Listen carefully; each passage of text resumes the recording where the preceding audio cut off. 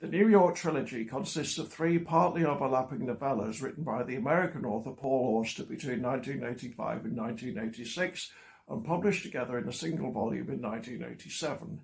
Each of the three is a detective story with a prominent philosophical twist. Critics have claimed that they blend postmodernism with existentialism, but Auster himself has downplayed the postmodernist tag, perhaps out of a concern that postmodernism tends to eschew moral concerns which are demonstrably close to his heart. A former vice president of PEN America is a passionate defender of human rights and on record as stating that his political position lies considerably to the left of the US Democratic Party. The first of the three novellas, City of Glass, is the most complex and sets the overall agenda for what follows. A detective novel author named Quinn gets a phone call from someone looking for an actual detective. On a whim, he decides to conceal his true identity and jump in. The case involves a father who went to prison for locking his son away in the hope of bringing about a reversal of humankind's spiritual self-destruction in the first 11 chapters of the biblical book of Genesis. The father's recently been released from prison, and the son and the son's wife believe he may be coming after them.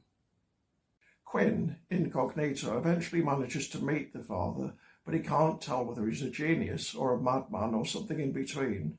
He certainly can't make out what he intends to do. There's a sense of impending doom throughout. The other two novellas in the collection, Ghosts and The Locked Room, also feature detectives and continue to examine the boundary between life and fiction, what it means to privately investigate a person, as we all do all the time, and the ever-present possibilities of serious misfortune and total loss. In my view, Auster is an existentialist. That can sound like a backhanded compliment because nowadays existentialism is often considered an intellectual period piece, perfectly respectable, but tied by a kind of common academic consent to 1840s Copenhagen and 1940s Paris. That's obviously a mistake. The term existentialism may be dated, but human existence is the most basic of all realities, and neither Jean-Paul Sartre nor Søren Kierkegaard, history's most famous existentialists, did anything more than scratch its surface. Sartre's existentialism tried hard to mitigate the bleakness of the human condition by championing authenticity and commitment. But Auster questions the value of authenticity in a world without fixed identity, and he asks whether commitment has any lasting power when we're so perpetually threatened by cataclysm. There are no odds to beat, he says at one point, no rules to set a limit on bad luck. Auster's great theme is aloneness. That's a very different concept to loneliness, which is a subjective feeling. Aloneness is the precondition for loneliness, but it needn't necessarily give rise to it. Even his continual focus on textuality and intertextuality, which critics tend to see as proof of postmodernist sympathies, is arguably an existentialist trait. Humans encounter the world as a series of divergent texts, between which there are only narrow channels, and we hardly ever find ourselves in the same textual space as anyone else. To put it in classical existentialist terms, we're almost permanently estranged. For Auster, society is riven with fissures, and falling through one of them is more horrendously commonplace than most people dare imagine. The New York Trilogy is set in a thriving, populous city.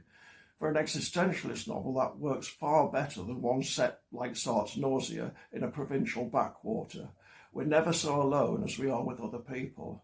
Sartre himself develops that insight in his 1944 play, No Exit, but with 9 million people at his disposal, Auster's able to do it much more effectively. Madness is always just one catastrophe away in Auster, and catastrophes can't be predicted. Moreover, there's a sense in which we're all mad to begin with. Quinn's obsession with the New York Mets isn't mere filler.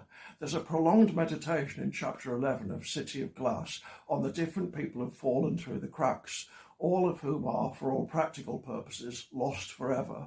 In context, it's chilling.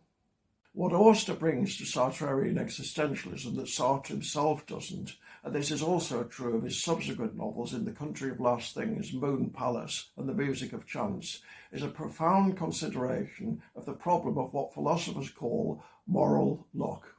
In summary, the New York Trilogy. It's about you and me in New York City, alone.